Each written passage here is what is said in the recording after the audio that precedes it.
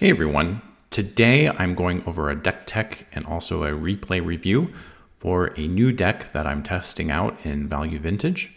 This is a classic Primal Command lock with Primal Command and this time Timeless Witness instead of Eternal Witness. I'll go over the reasons for all of the card changes, but basically the format that this is being played in is Value Vintage. So you have a budget constraint for the overall cost of your deck. It has to be $30 or less. And so that's a big factor when I choose cards to put inside this deck. This deck is something I've played off and on for about 8 years or so back prior to Modern Horizons Modern, when it was somewhat fringe playable. The power creep in Modern has just made it entirely unplayable. And it's one of my favorite pet decks. I think it's kind of fun because it's a mono green ramp deck that doesn't try to go all in on a big stompy creature like a mono G devotion deck. It's more of a sort of like a control lock deck. The basic concept is you use your mana ramp to ramp into casting Primal Command. Primal Command is a multimodal card that allows you to do 4 different things. You can either gain life, you can put a non-creature permanent on top of its owner's library, you can shuffle your graveyard into your library, and then you can also search your library for a creature card. And the cool thing is you get to pick 2. So the way the basic lock works is you cast Primal Command, you flip a permanent to your opponent's top deck, and then you search for a Timeless Witness. The Timeless Witness rebuys the Primal Command, and you just loop that over and over. So there are a lot of useful tools in Value Vintage that make this deck, I would say, a little bit playable. The first of which is you have access to a lot of non-creature ramp. So the majority of the ramp in this deck is either, it basically comes in as an enchantment or an artifact. So you have Soul Ring, Wild Growth, and Utopia Sprawl. So this makes your ramp, for the most part, unassailable from any type of bolt or creature removal. And the sort of mid-game plan, what you're trying to do is ramp into some sort of 3-drop like Llanowar Visionary. So I really, really like this card. I've always really liked it. It represents a massive amount of value. You draw, you ramp, and you get a body. So for 3-drop, I think it does a lot. Not a lot of other people have ever believed me on this card, but in my opinion, it's very powerful. The other sort of turn 2 or turn 3 play we have is Polukranos. The purpose of this card is it's simply a 4/5 with reach at 3 mana, and then it has an ultimate that basically turns it into a Worm Coil with reach and lifelink. So really, really strong card.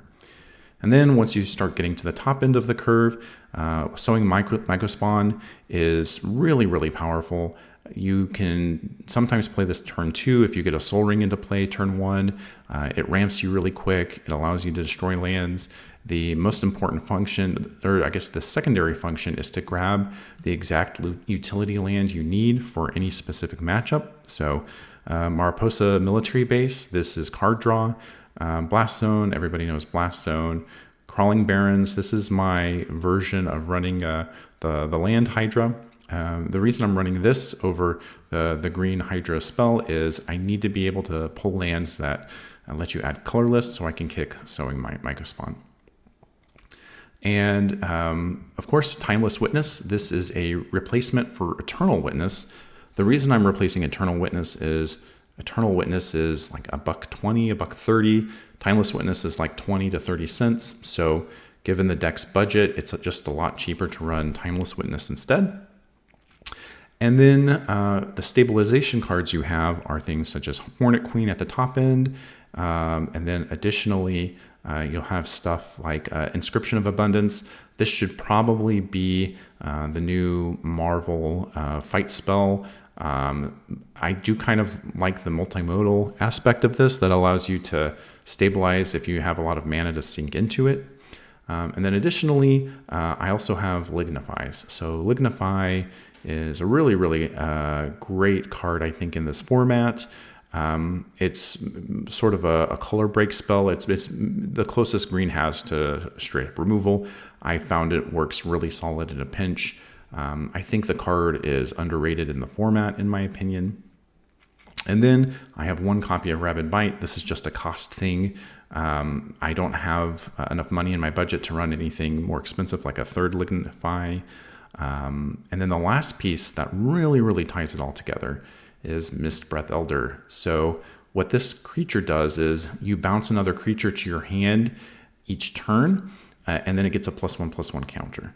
So you have a Sowing Mycospawn in play. You play a Mist Breath Elder. On your upkeep, you pop the Mycospawn back into your hand, and you just keep recasting it, and you keep nuking their lands. Or you keep recasting Timeless Witness, rebuying whatever you need from the graveyard. So Mist Breath Elder plus a Timeless Witness, grabbing a Primal Command, it's a hard lock of your opponent's top deck. It's really, really powerful.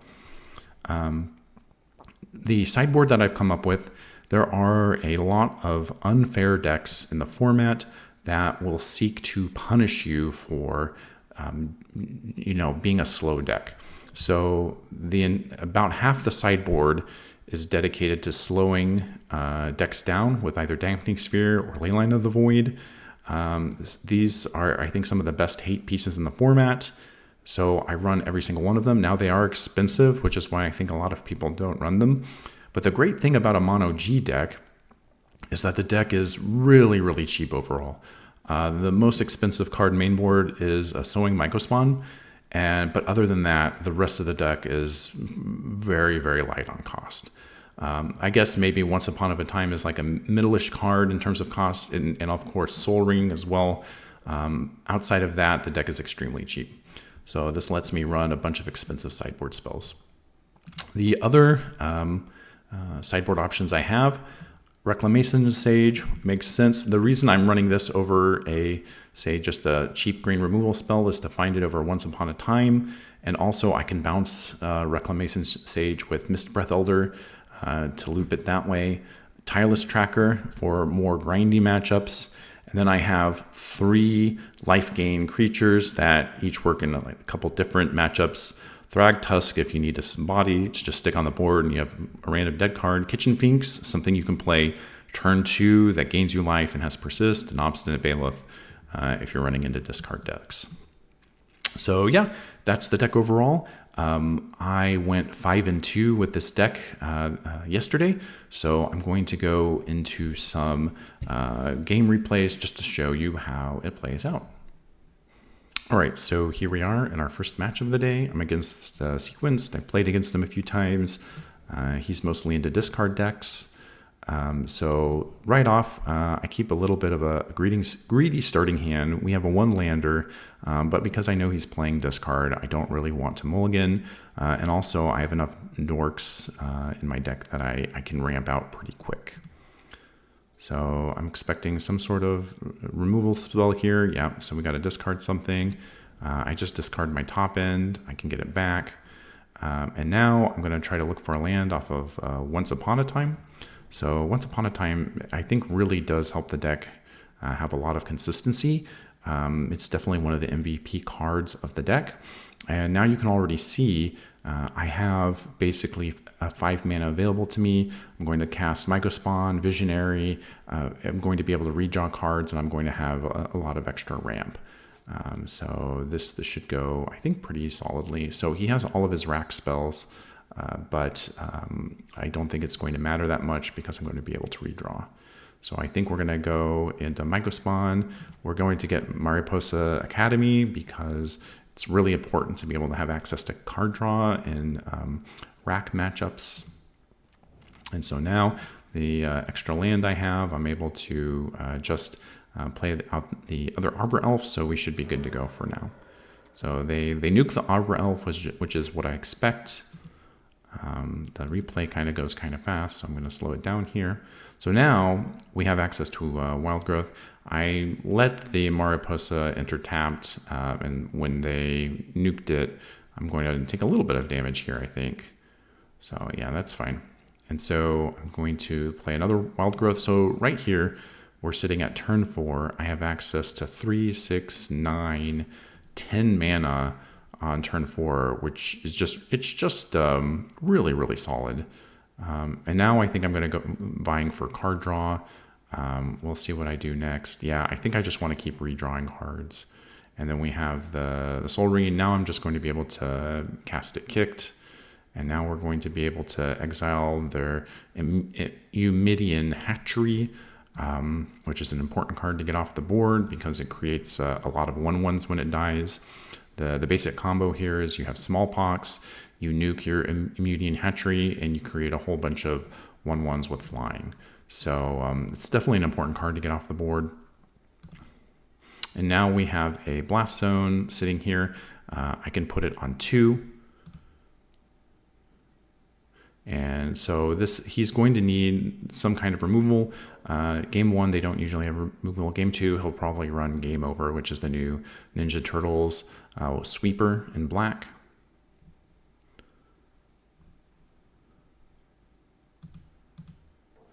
And yeah, that's the end of the match. Okay, on to Game 2. So our opening hand, if we see here, Once Upon a Time helps us fix for our lands. This is an easy keep. I have basically everything I need. I also have a Baloth, which I'm going to use to put into play right away and create some board pressure. So he has another Eumidian Hatchery. Oh, and so now we just have a turn 1 Soul Ring. Turn 1 Soul Ring is just so backbreaking in this deck. I'm going to turn 1 Soul Ring, turn 2 Mycospawn, and then my mana is fixed for most of the game. So I go with Demolition Field first because I'm afraid of Smallpox here. I'd rather lose my field instead of my forest if he poxes me turn 2.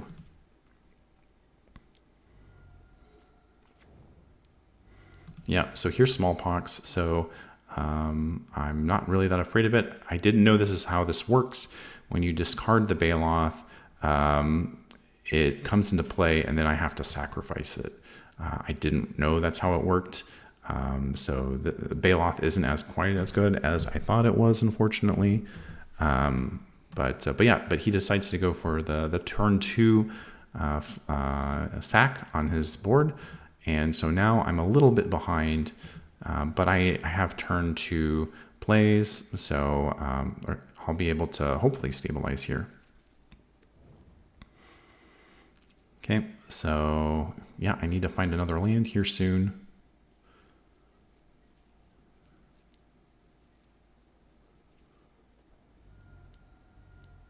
Here's another Smallpox. So yeah, this is a little rough for me.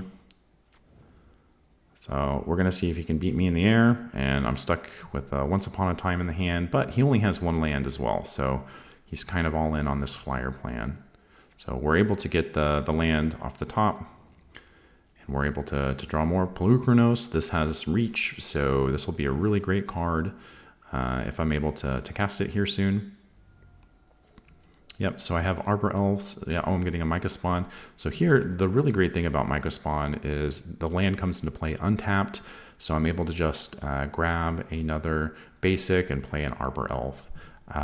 This has come up quite a few times. Also, the extra land coming in untapped is very useful if I have my Frog, so I'll be able to put the Mist Breath Elder into play the same turn I play the Mycospawn.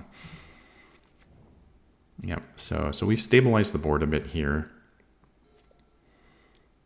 And now he gets rid of the Pelucranos. However, I do have a Timeless Witness here that can rebuy the Pelucranos. So I'm not too worried about it. I also have a Thragtusk, which is a very sticky target. So now I just decide to go for it. Yeah, okay. And so now I'm just going to go for the Thragtusk. Now, even if they play a sweeper, I'm going to have a 3/3 on the board. And yeah, that is how the first game went. So let's go to match number 2. Okay, so we're on the play. Really, really good starting hand. I have Soul Ring, 2 Elves, and Sowing Mycospawn.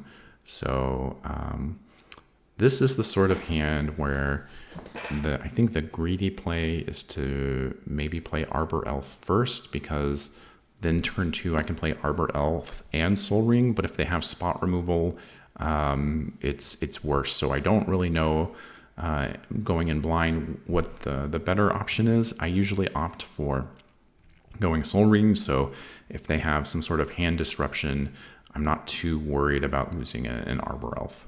So this is the safer play. It depends on what they have. Seeing a wild growth, I should have just gone with Arbor Elf first, but that's just looking in retrospect. I can't really make decisions based on that going forward. So this is I believe a Tron Storm deck. So the idea of my opponent's deck is to play a bunch of Cheerios, so just 0 mana artifact creatures, and then have the card in play that draws a card for each creature you cast, while you have the Eldrazi that just pings you each time a colorless card is cast. So that is, I think, what this deck is, if I recall correctly. And so, yeah, oh no, this is the Oath of Druids deck. That's right. So this is a very cool deck that I played against. Oath, I guess you can actually play it in Value Vintage, just barely. So now I am in a lot of trouble, because I don't, I really needed to have this kicked a turn or two ago. But here we are. And yeah, he's going to find here a creature with protection from green. I can't beat this. I'm just going to let the game run out, because even though I have a Hornet Queen, just protection from green just means it's a game ender. So I try to see if maybe I can race it, but I mean, it has lifelink. There's no way I'm racing this. So yeah, I think I'm mostly just screwed. So yep, I just end the game here. So we'll go to game 2.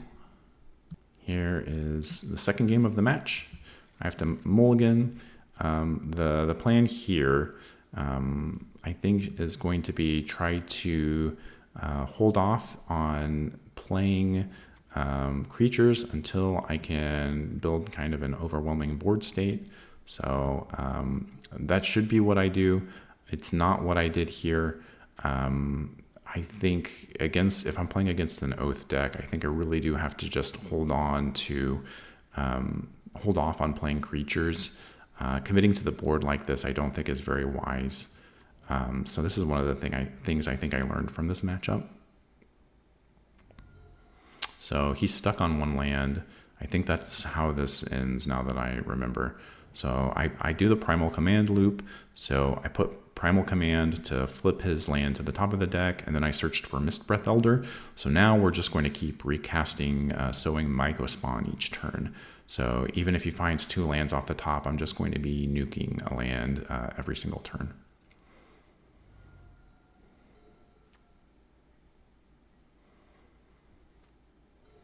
Okay, yep, Mistbreath, and then we're just going to go in with Beats. And then, yeah, that's game 2. Okay, here we are with game number 3. So we have a starting hand here, which is a little bit risky. I think I need to just keep it, though, because I have 2 Reclamation Sages. So these are going to be pretty helpful against Oath. So now I don't think I'm really afraid of going all in on creatures if I can find something.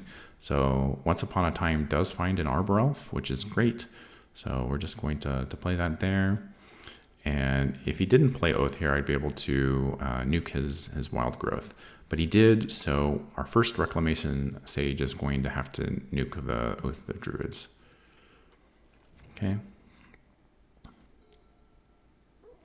And then we're going to have some counterplay coming up now. He has a second Oath, and so I'm just going to have to nuke the second Oath. So that's what we're going to be doing here.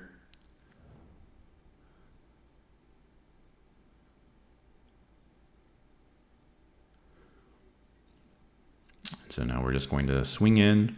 So now we're going to see if he has a third Oath. And he is able to find a third Oath, unfortunately. So this is where I got a little bit stuck on lands. Unfortunately, I wish if I top deck a land here, I'm in really good shape. I'm going to flick the Oath of Druids to the top of the library. I'm going to get a Mist Breath Elder to start popping back my own Reclamation Sages. I really needed to find a land here, and I didn't. So, yeah. So now he's going to get to pop off however he wants. And the first creature he gets is, yep, an Ashen Rider. So this is more or less GG. I kind of high rolled on getting both Reclamation Sages, and then he ended up with 3 Oath of Druids. So now I have, and yeah, now he has the spot removal. I got blown out by Natural State.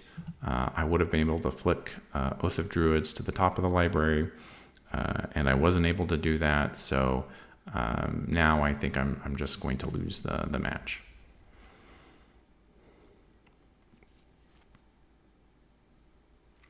Yep, so he's going to get another Ashen Rider, and then I think this is just the game.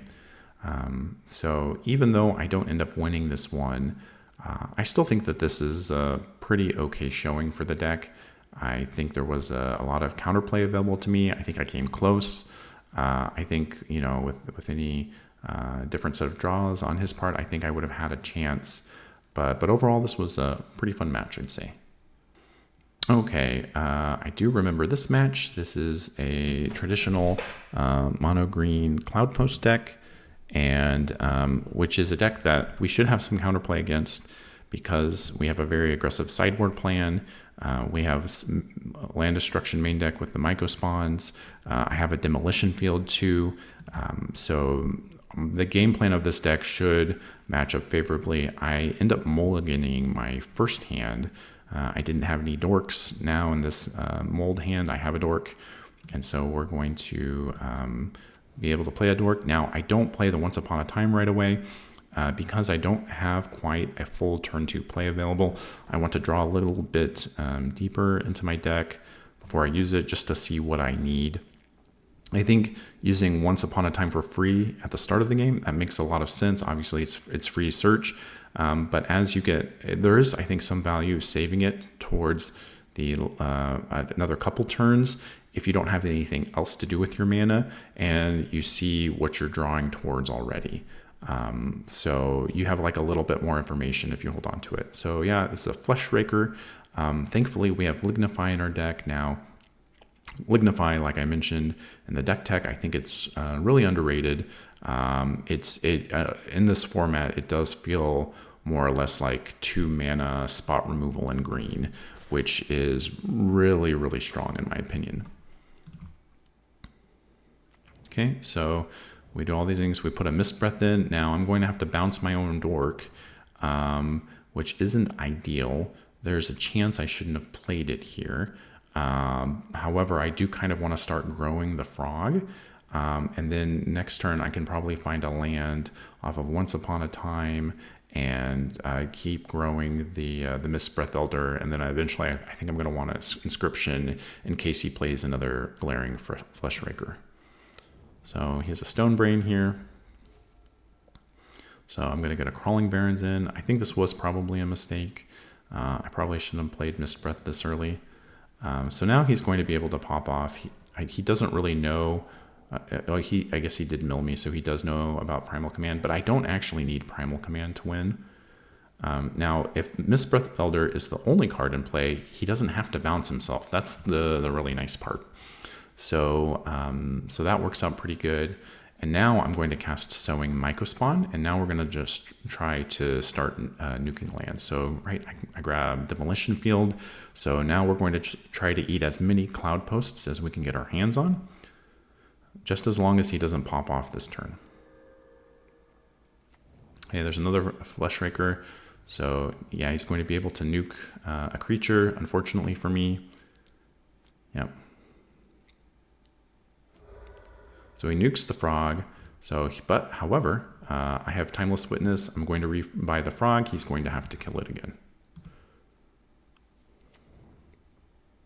And he only has about 2 cards left in his hand. So we're definitely pressuring him with this board state into like winning quickly, because I'm about to choke him out here if he doesn't stabilize. Yep, he milled me again. That's fine. So right, so now we're going to bounce Microspawn. Now we're going to start nuking Cloud Posts. Yep. So I get a Blast Zone. I could have gotten another force to play an Arbor Elf. I do kind of like having Blast Zone here as a way to set it on 3 and nuke, or 2 even, to nuke any problem permanents that come up.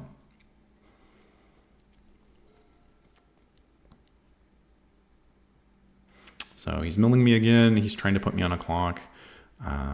The clock is pretty long, so I'm not really that worried about it. So he's going to pop it back to hand. And now I'm going to try to do this plus Demolition Field. Right, so we're going to be able to nuke everything. So now he has no Cloud Posts. And now we're going to get an Arbor Elf. And now I can start swinging with the Mistbreath Elder. It's already up to a 4/4. One thing I want to mention is stat lines really do kind of matter in this format, which I think is nice. And so having like a 4/4 is definitely something that is going to be very hard for him to deal with. A Warping Whale, so he exiled my Timeless Witness, which is fine. I'm going to just keep nuking lands, and then I'm going to have Inscription up here pretty soon, and then we're going to be putting Blast Zone on a different count. And we're going to pop the Sowing Microspawn back to hand, and we're going to get rid of the Trench Post this time, I think. Yep, so we've almost thinned out all of our lands in our deck, which is really, really great. We're going to be swinging with Mistbreath, and now Mistbreath is a serious threat, and that's the end of the game. So even game 1 against a deck like Cloud Post, this deck has the ability to try to pull game 1s off of it. The Mistbreath Elder Sowing Microspawn lock is really pretty powerful. Like, they have to answer it on the spot, or the game just gets away from them. And I think that's exactly what a format like Value Vintage is trying to do. All right, so looking at my opening hand here against Cloud Post, this is really solid. 2 Dampening Spheres. So we're going to just keep, even though I don't have a Dork. And then we're going to try to find, we find a Sowing Microspawn off the top. So our hand's a little slow, but we should be able to slow down our opponent pretty good. Yeah, so he has a Glaring Fleshraker, which is less than ideal.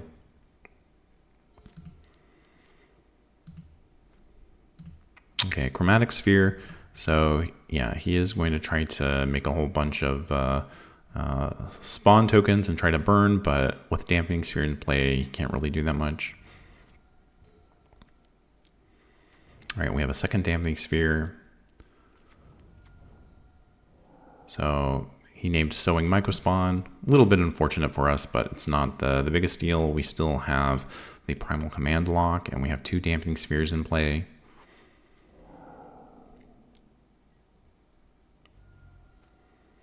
All right, so we're going to play a Timeless Witness. I'm going to get rid of this Glaring Fleshraker on the following turn with the Rabid Bite. That's going to be my plan.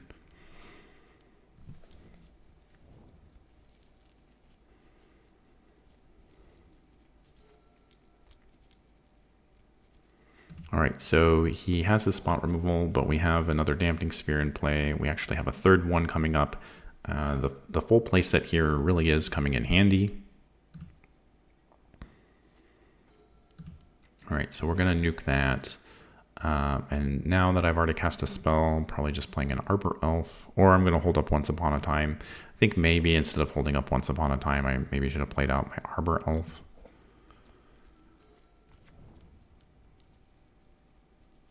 Okay, so now he has a little bit of grind in his deck. I do believe I brought in at least one Reclamation Sage. Yep, I brought in just one in the sideboard. And so I'm going to use that to try to get rid of his lock cards. And we're going to trade off here. I don't really mind Timeless Witness going to the graveyard because it has an Eternalize ability on it. So it's like really solid. I'm going to Once Upon a Time for a Forest. And so now we are able to Primal Command. Now we're going to try to go for the Primal Command lock. Yep, now we're going to grab a Mist Breath Elder. So I'm just grabbing this in anticipation of getting something off of Once Upon a Time. Right, so he has Stonebrain, and he's naming Mist Breath Elder off of that. So he really has drawn well.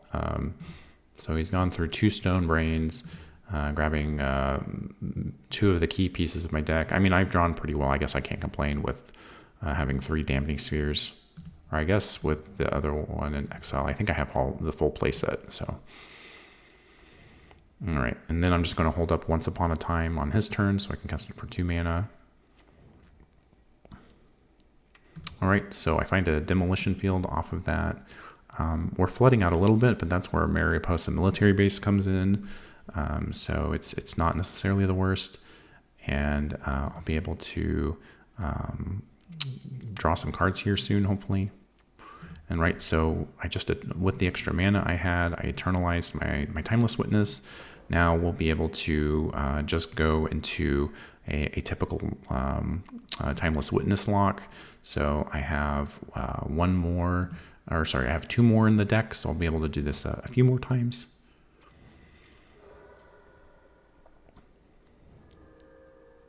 So he has quite a bit of ramp going on here. He has a Mystic Forge. He has an Aetherworks Marvel and an Ominous Parcel, which will allow him to remove a creature.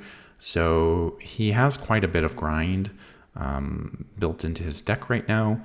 And I need to be able to win before he can just outgrind me, even without his Cloud Posts generating a lot of mana.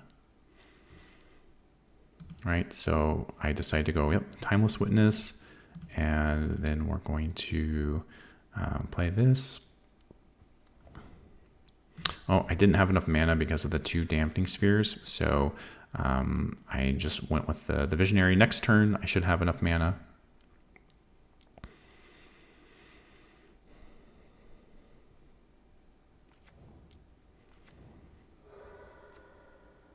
And so he has a Blast Zone out. That's a little bit concerning. He could nuke this on 2. So that's one of the cards I've been holding this Demolition Field for all this time, because I knew he had Blast Zone. So I'm saving the Demolition Field. I don't really need to nuke a Cloud Post with them because it doesn't do anything. So I'm going to add mana. We're going to nuke the Blast Zone. And then, so he is getting energy from his Aetherworks Marvel. He's 2 energy away from casting it for free. So I definitely need to be able to close out the game here pretty quick. And I'll be able to play a Timeless Witness here. And now we're going to get back a Primal Command. I'm going to have to hold on to it here because of my own Dampening Spheres.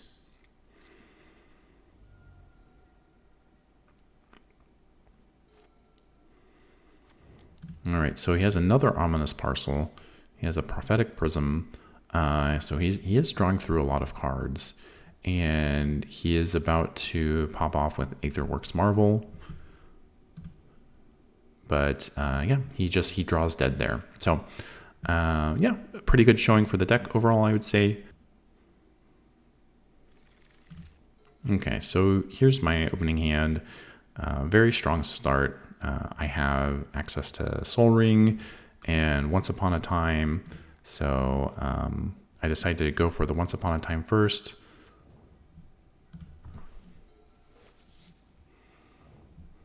Right, so this is a Cheerios kind of deck. So it's basically trying to burn me from 20.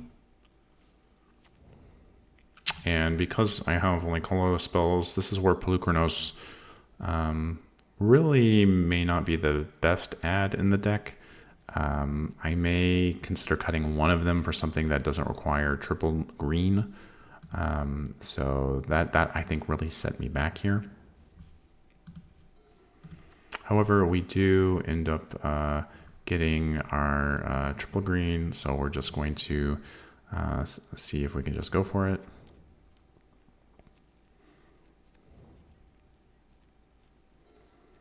And now we're going to try to pop off with Sowing Mycospawn.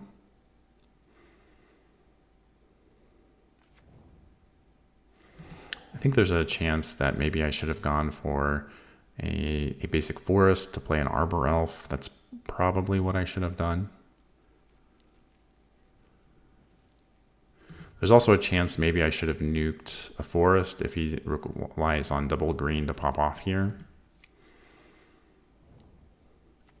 Which I guess he didn't. So now I'm just dead. Yeah, so now he's able to play just a bunch of effectively free cantrips and burn me to 0. I was also hurt by Rabid Bite here a little bit. If this was instant speed, I think there's a chance I don't go Sowing Mycospawn this turn. So the fact that this is sorcery limited my options here. So, but this was something I needed at the time to fit in my budget. So yeah, that's punished by having sorcery removal. So I may try to change this up for something more instant in nature. Okay, so this is game 2. I have a pretty strong opener. However, I do think there's some merit to considering mulliganing this for a Dampening Sphere, especially against what's effectively a Storm deck.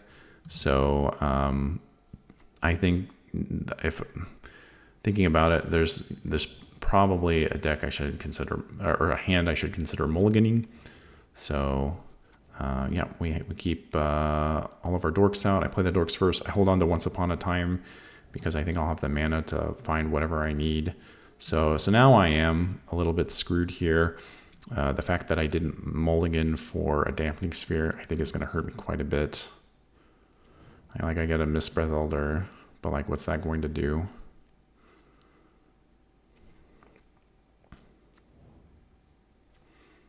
Oh, but I do find the Dampening Sphere off of the draw, so I decided to go for the Visionary instead of the Timeless Witness, so in order to try to find the Dampening Sphere. So, yeah, so I'm going to probably pop back the Visionary, draw some cards. I should probably play the second Dampening Sphere here.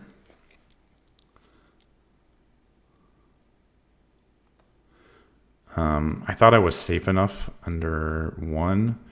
Yeah, I thought I was safe enough under 1 Dampening Sphere, but I don't think that's going to end up being the case. Yeah. Right, so, okay, so he wouldn't be able to play anything else here.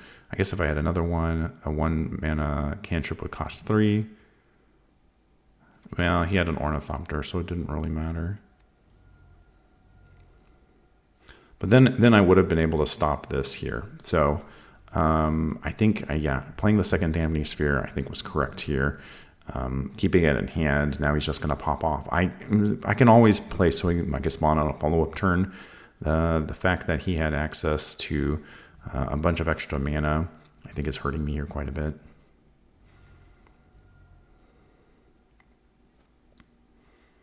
And so, yeah, I'm just going to pop that up. Get the Once Upon a Time back, and then we're going to play the second Dampening Sphere.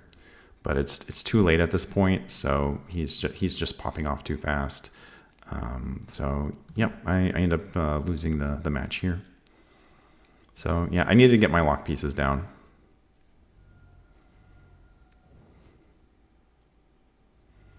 And that's the match. Lost here, but I think there was a world where I could have pulled off maybe a win in the second game. So still I would stay a pretty okay showing. Okay, so we're in our next match. This is someone I played earlier. However, he's on a different deck now. Opening is pretty bad, so we're going to mulligan it. And then I have nothing in my opener in terms of lands, so I'm going to mulligan another time.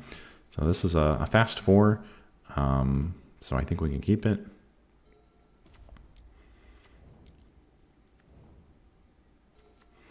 Okay, so yeah, I've been able to find another land. Now we're going to be able to play something that costs 4 mana.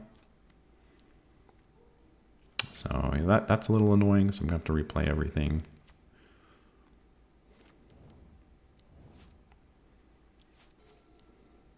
So we're going to send out Pelucranos. So now, yeah, my opponent's on Bluetron now. So I don't really want to play another Arbor Elf to play into Blast Zone. I need him to waste Blast Zone, and then I can refill the board. So that is limiting my options here a little bit. So he barrels the Blasting Jelly. This is a removal spell. So yeah, I decide to hold off on the Arbor Elf. And then this additional Wild Growth, I don't think I can play at the moment. He's going to nuke the board. And then I'm just going to play a second Pelucranos. So this is a Retrofitter deck, which makes sense in blue Cloudpost. All right, so he's able to kill my second one. I'm still stuck on 3 mana. I can't really afford to play anything else. So I'm stuck with 7 cards in hand. So now he's going to start filling the board. All I need is really just 1 land so I can get a Microspawn into play.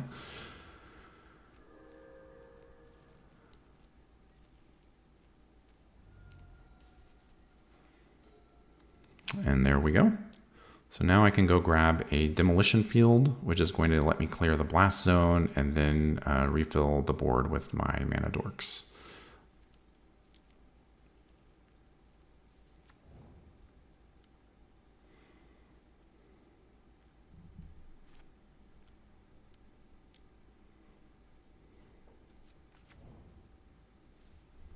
All right, yep, I get my Demolition Field. He's used Retrofitter quite a bit. So next turn, we're going to nuke the Blast Zone, and then we're going to try to catch up on our development. We find another land, which is really good.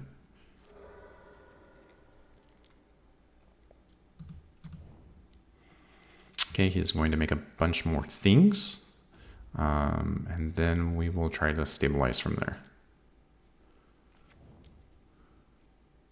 All right, so right now, Arbor Elf is adding 3 mana each turn. So between the two of them, I have access to 10 mana, which is enough to pull off the Timeless Witness, Primal Command loop, as long as I don't run into removal or, counterspell interaction. Yep, so he has another bounce spell, kills my thing with his Barrel of Blasting Jelly. We are at 5 life, and so now this is one of the places where Hornet Queen sort of shines. So it really is an important card to stabilizing once you have a mana sink available. So even with him flooding the board like this, if I can get Primal Command down and then find a Mist Breath Elder, I'll be able to keep replaying my Hornet Queen. So that's going to be the play here. And we're going to, so one of the things I want to do here was to force the Retrofitter Foundry to the top of his deck, force him to commit to the board, and then Rabid Bite to clear off his strongest attacker for next turn. But with Remand, it's going to be hard for me to come back. Now I'm in 100% jump block mode. And so I'm going to lose basically everything on the board in order to try and stabilize. But yeah, he decides not to go. He didn't have enough mana to make a 4/4, but so that buys me a little bit of a time window. So now I'm trying to get him to commit to the board, and then I'm going to Rabid Bite any 4/4 he has in play.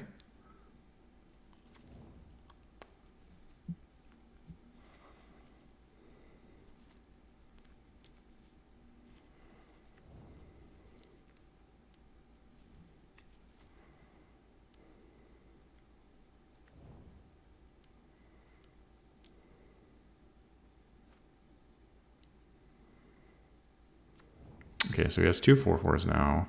And then I find the Mist Breath Elder, and I'll be able to nuke one 4/4, and then the other one's going to have to try and eat something. So I Rabid Bite to kill off one thing, and then I Timeless Witness to get back the Mycospawn. Getting back the Mycospawn might not have been right. Maybe there's a chance I should have just gone for another Rabid Bite just to try to keep his board in check. So going for Rabid Bite might have been the play there. So he's going to redraw his Rabid Bite. Now, when I see an attack like this, I'm guessing it's probably a board wipe, so I always, block everything.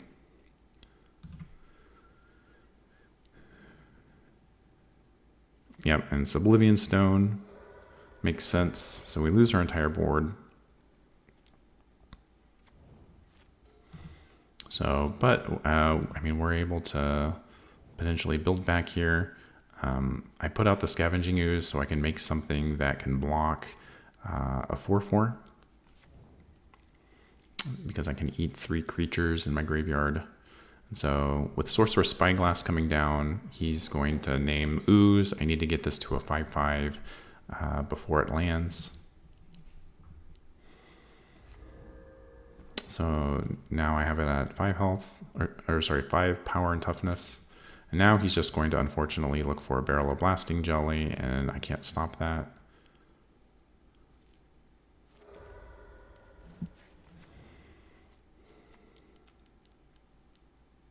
And so this is the great part. Even though I've had my board wiped, I'm able to just eternalize my Timeless Witness, get it back, and then now I'm going to try to go for the Mist Breath Elder lock again.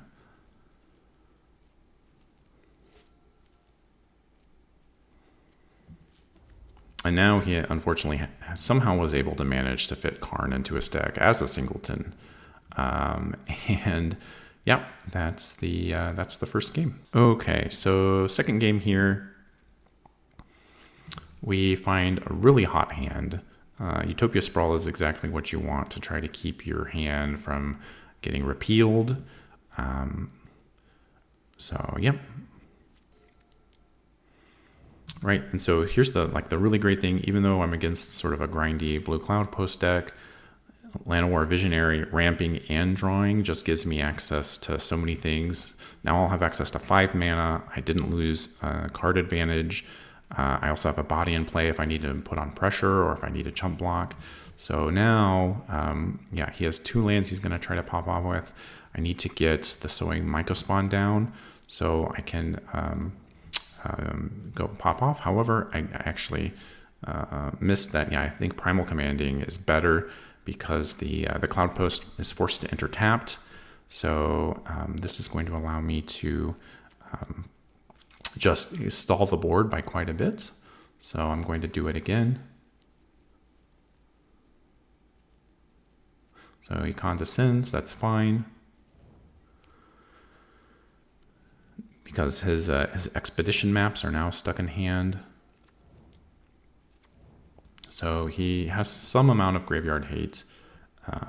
My Timeless Witness is going to be of limited value until I can get the Soul Guide Lantern off the board. So, okay, go for another Mycospawn. Now that I have 2 Mycospawns, I'm just going to cast 1, grab a Demolition Field, and go for the next one with the Sowing Mycospawn. And then I leave up my Llanowar Visionary so I can do Once Upon a Time on his turn. The idea there is I'm kind of waiting for his Soul Guide Lantern to go off so I have at least something to buy back with Timeless Witness. So I'm hoping maybe he draws something here, or he draws with the Soul Guide, frees up my graveyard.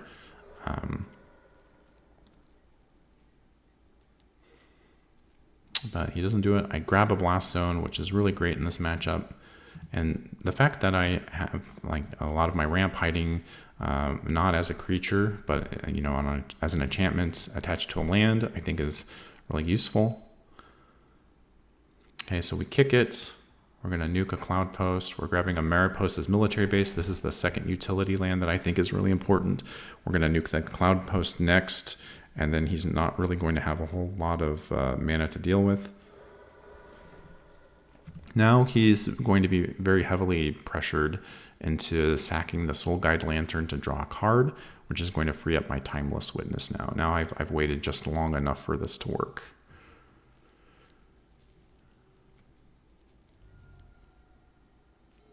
And I don't play the Wild Growth here. I think my thought here is if he is able to go into a Oblivion Stone, that I will need the Wild Growth as a follow-up. I think that's my reasoning here. Yep, and then that's game 2. Okay, so this is the third match in the game. This opener is, I think, pretty solid.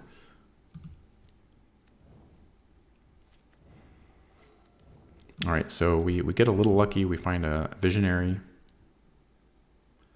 I think I'm getting condescended here. The Barrels of Blasting Jelly are like really good filter for any Cloud Post deck. Okay, so now the plan, of course, Mycospawn into Mistbreath Elder.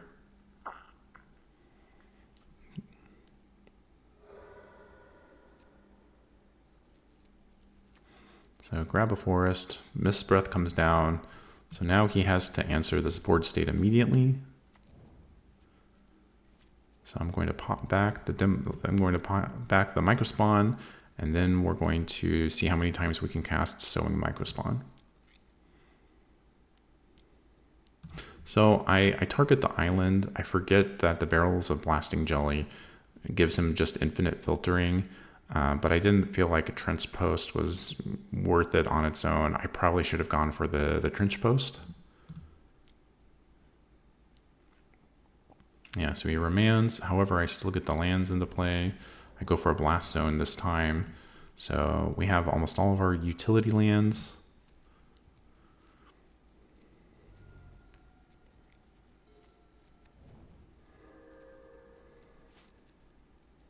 Okay, so, yep.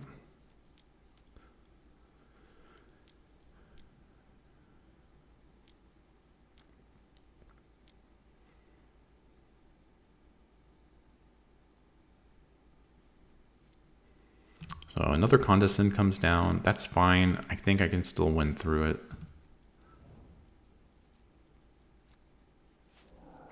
And then at this point, I get rid of his land that's holding me back, which is the Petrified Hamlet. So my Demolition Field lost its abilities, and I didn't really care for that.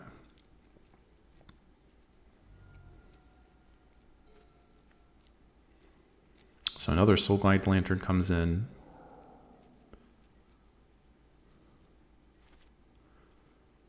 So right here, I have a decision to make.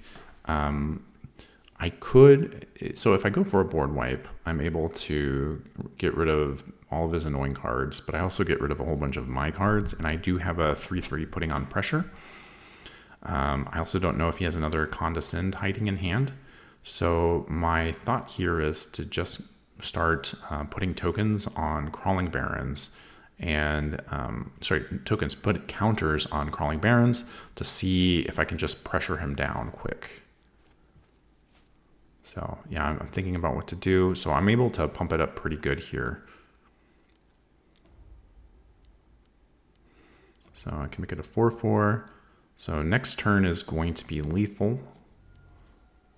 And he's forced to draw.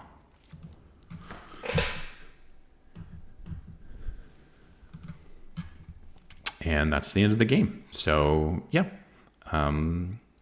So far, I've had a pretty decent showing, I think, against a lot of Cloud Post decks.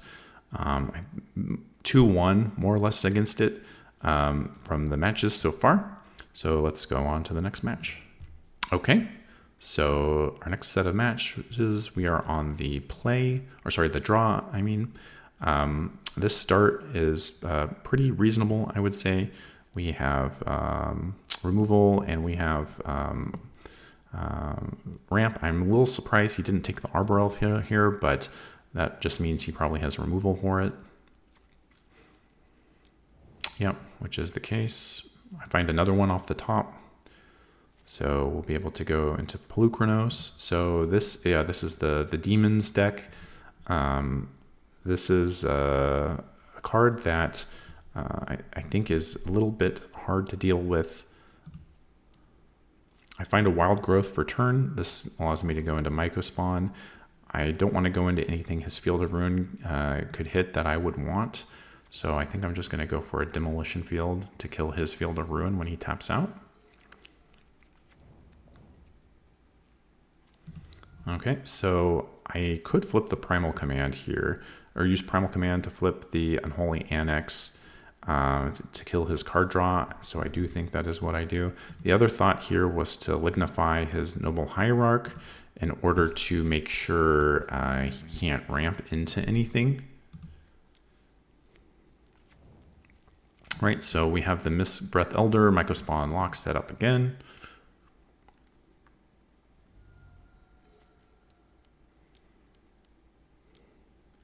Okay, so he goes for the Demon. I'm going to lignify that and then just play a Pelucranos. Okay, so I have two Sowing Mycospawns now. So I think I'm just going to, I may be taking a hit here in order to just get his land off the plane. I guess not. So I'm going for the E-Whitloop. I think that's what I decided to do. So,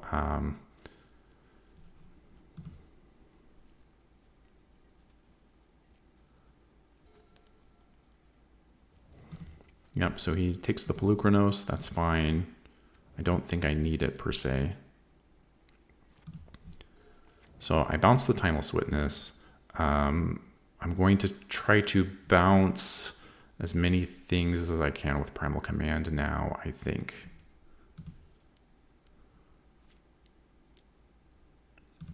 Or I guess I'm doing a bad job of predicting what I did in the match. I maybe in retrospect, I think maybe Primal Command was better, but although I guess ramping is pretty good as well.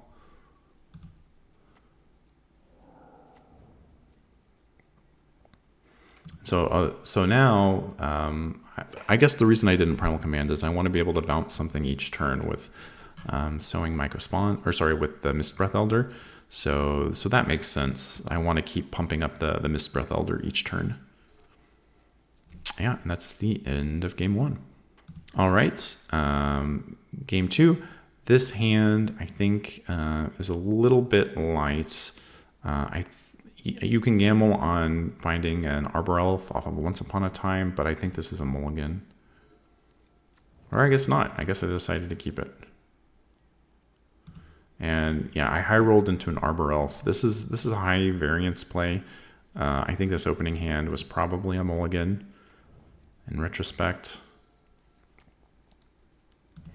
But on the other hand, I didn't know how much I think at the time I did think him to Turek might have been pretty good counterplay, which is why I didn't do that.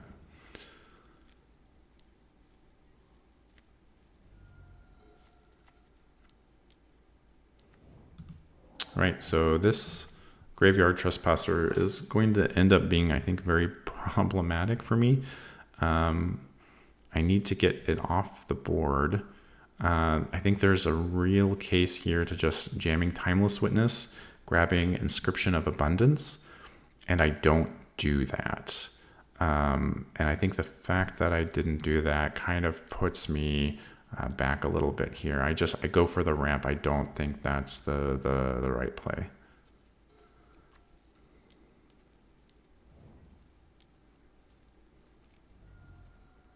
And the fact that I got a Blast Zone meant that I couldn't even eat my own Sowing Mycospawn to make him a 3/3 to block. So now I'm going to go for the Once Upon a Time because I don't really have anything that can trade with the Graveyard Trespasser. Although I guess I could, if I grab the Inscription, I give 2 counters, and then I fight, and then I can, yeah, that probably should have been what I did. I think my other thought is I can just put Blast Zone on 3 and deal with it that way, but then he plays the Field of Ruin.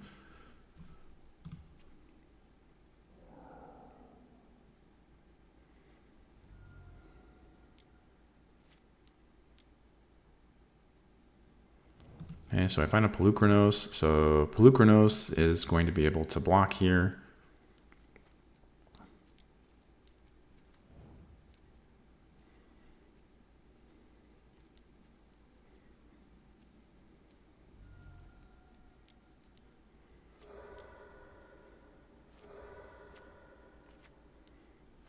And then I decide to put the Blast... I use the extra mana that I got from Field of Ruin to put Blast Zone on 3.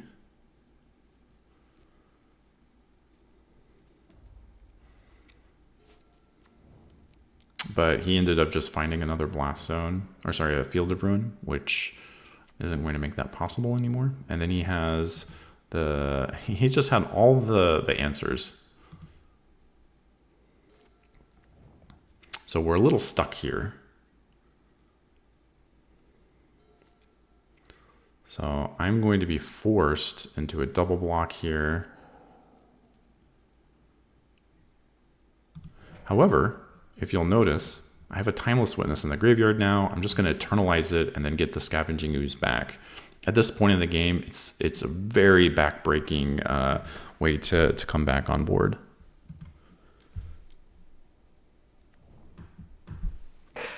All right, we got a big demon guy, unfortunately.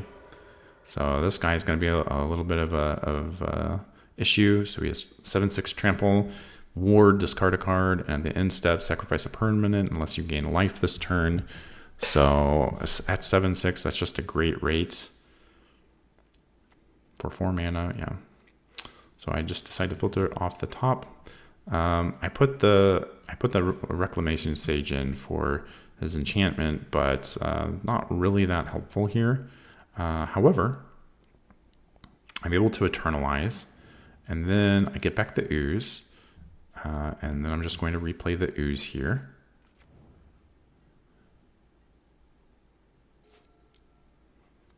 Right, so now, unfortunately, he has ward, or sorry, he has exalted now. So now the double block is out of the question, and I'm in real bad shape here. But we find another Timeless Witness, thankfully. And so now this is going to set up I'm going to have to basically quadruple block and hope he doesn't draw removal. Yep, so we're going to block with everything. Or actually, I don't need to block with everything. I forgot he had a creature in the graveyard. So now we just need a triple block. All right, so now we've triple blocked. The board looks even, but I'm going to be able to buy back Timeless Witness from the grave. There's a Grist here. So he has 2 Tragedy Feasters in the graveyard. I'm looking for him to try to ult me here soon because I'm at 2 health. So I'm going to buy back my ooze with Timeless Witness, and then we're going to just start eating any creatures we see in his graveyard. Okay, so we eternalize, we grab the ooze. The reason I tap the Field of Ruin for this is I want the ooze to be able to have as much green mana available. So now we can eat 2 things. We're going to eat them now before he has a chance to do anything, I think. Or I wait for him to use this Grist ability, yeah. So now we get to go up to 4.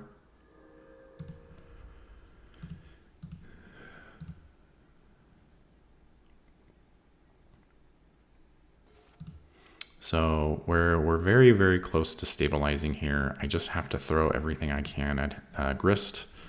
So Hierarch was going to chump block. Grist is going to go to 1. We're going to get another ramp spell. All right, so right here, so there's an important decision to make here. I can flick the Grist right now. However, I want to attack first. So he's forced to chump block something. It buys me a little extra board if I attack before casting my spell for the turn. So that's why I untap there. Yeah, I go back. Yeah. So I attack first. Right, he's gonna chump there. And now we're gonna get rid of the grist. And now we're just going to find Timeless Witness. I have enough mana. So counting the mana, I have like 14 mana available each turn. So I'm going to be able to do a lot of great stuff. I even decided to put the land because my thinking is grist would come into play next turn with 3 loyalty instead of 2 if I flick the grist to the top of the deck. And by flicking a forest, he's forced to nuke that. And that just that ends the game here. All right, the last match for the day. So opening is very greedy to keep. I have Soul Ring Forest. If I find 1 forest, this deck pops off. So even if I have to wait an extra turn to draw the land, I decide to keep it.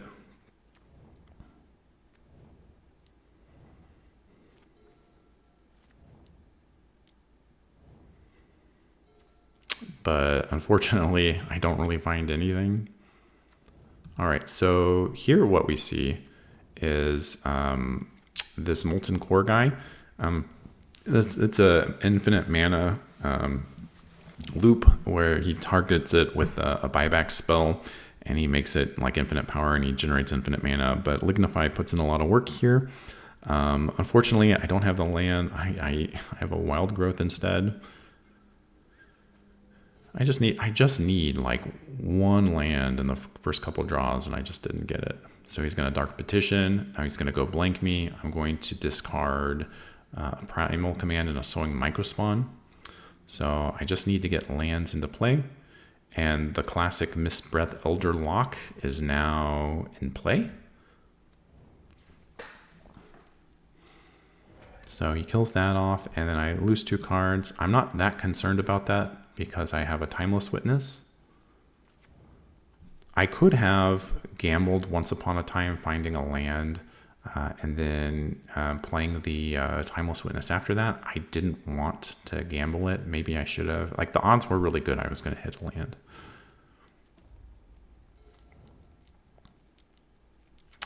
Okay, so he gets to read ahead. So he's going to look for a card. He's going to look for another Molten Core Maestro. He's going to play that next turn. So I have to do something quick. Right, so I'm going to, the things I'm thinking about are potentially Primal Command, also putting Blast Zone on 2, also getting the Timeless Witness down. Yep, so I bounce the land, and then I play another Arbor Elf. So now he has the Molten Core Maestro. I need to get Blast Zone on 2 to clear these off the board as soon as possible.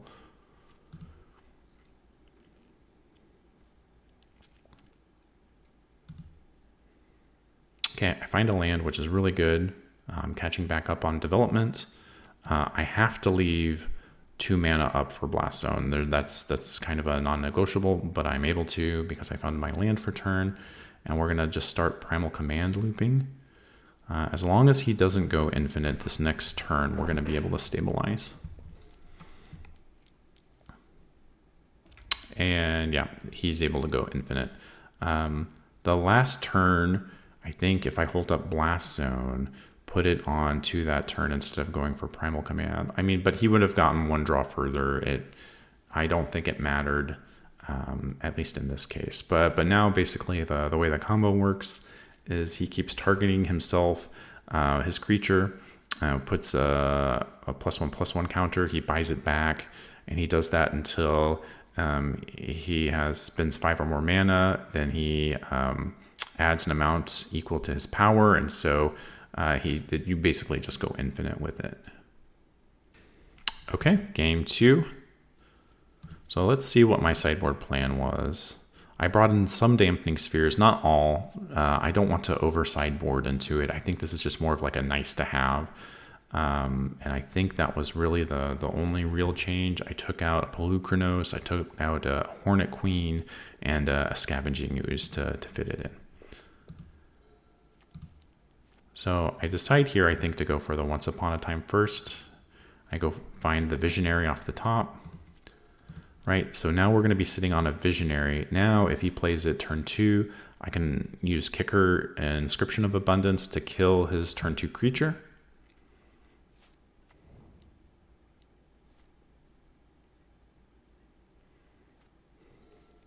All right, so I decide to swing in. And then I'm probably going to play Mariposa and then buy back Once Upon a Time with Timeless Witness, or I might go Llanowar Visionary actually in order to just increase my ramp. Yeah, I think just ramping is probably good here. Right, so look, like I just got blown out with Hymn to Torak, but I in this position, I don't really care. The Visionaries refilled the hand. The Timeless Witness is going to get back anything I want from the graveyard. And if they if they discard my Timeless Witness, I'm just going to eternalize it and get back the best card in my graveyard. So I'm not really that worried about him here. I can outgrind him. And then I'm leaving up Once Upon a Time for his turn. I'm also bluffing another Inscription of Abundance. That's the main thing here. Leaving 2 mana up is to bluff it, even though I do have something else to do. And then look, so okay, he cleared my hand out. That's fine. I'm still going to buy back a lot of stuff. So, and I also have a Mariposa in play. It's not that big a deal. And so now I'm going to probably Primal Command, find another Timeless Witness, and then just be off to the races here. And now we Primal Command for the Mistbreath Elder. Now we're just going to be looping Timeless Witness over and over again.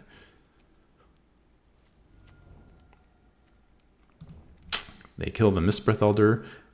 It's a high value target. I'm going to get it back with the Timeless Witness.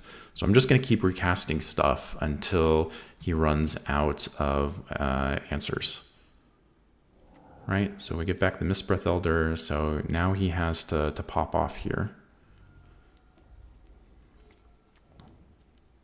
Right, okay, so he killed my token. I'm going to pop back the Timeless Witness. And now we should be good. Now I think I just hold up Inscription of Abundance.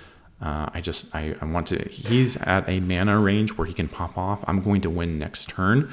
I just need to make sure that I can stabilize the board and answer his infinite combo. Unfortunately, I think he wipes the board here. Yeah, so yeah, he's going to go grab his board wipe and wipe the board. Yeah, game over. I think there's a thought of making sure I don't get them under 10 health because this costs 2 less to cast if the player's life total is less than or equal to half their starting life total. So I think maybe leaving them at 11 until I can one-shot them is not the worst idea. And then, right, he's going to hymn me now. So I'm not going to have anything in my hand, but I am going to have a Timeless Witness in the graveyard.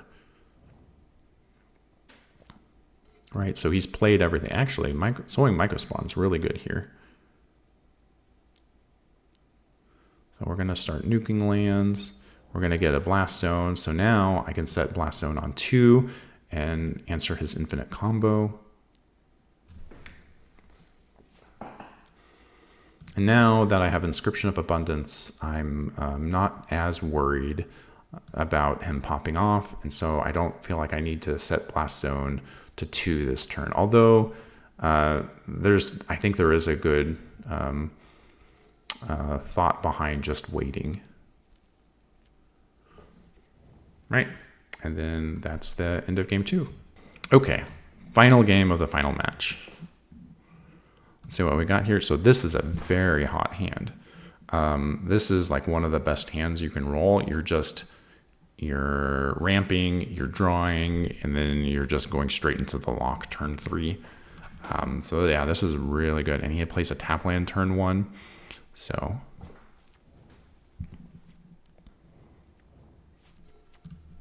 all right, so we have Wild Growth here. I'm just going to Timeless Witness to get back the Visionary. Okay, so he destroys the Soul Ring with a Braid. I don't really care that much. Right, just look at the value the Visionary is generating. I have access to so much mana, and I'm like a head-on card advantage.